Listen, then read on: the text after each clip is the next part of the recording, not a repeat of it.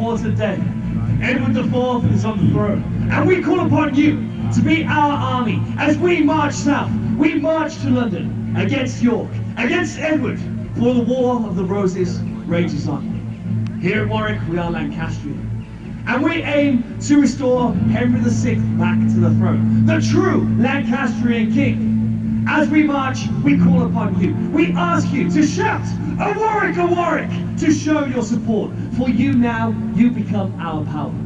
You and that, our monstrous machine.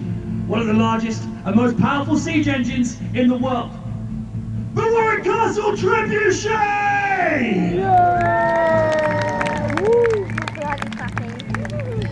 Now this Trebuchet, she's called Ursa, the bear. She stands at 18 meters tall and weighs roughly 22 tons.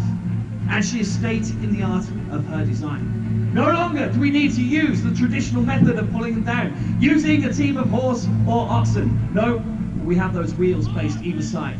We have borrowed those technology from cranes. Medieval cranes that were used to build castles, to build walls, will now be used to tear down the walls of London when we march there tomorrow. For each and every single one of you will carry this large machine down, we will place it, we will breach those castles' walls. So we have one wheel either side. Through the centre runs a central axle, so every turn of the wheel coils the rope and lifts that giant box in the centre. That box, it weighs 1 ton when it is empty.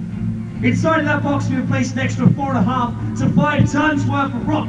So what you're witnessing is our elite team of winders lifting roughly 6 tons worth of weight, all to be able to power our machine, to be able to launch our projectile in this direction here at our Yorkists. Now the man at the back of the machine and indeed wandering around is our Trebuchet master. It is up to him to make sure that this machine operates correctly. He is our lone engineer. He is the only person who knows how to make this machine work. So he goes over, he checks the machine and makes sure that everything is working in perfect order. Once he is happy that everything is in order, he will send our men marching once again inside those giant wheels, keeping them moving, keeping them spinning, again powering our giant machine and lifting that giant box up into the centre of the machine, allowing us to be able to unleash hell upon any Yorkist horse which will show their place. Now the job of our winders is very tough. On such a hot day, they will begin to sweat, and that sweat will be turned into the power through their legs. They need to work, they need to be pushed hard, otherwise when we march upon London, we will stand to defeat.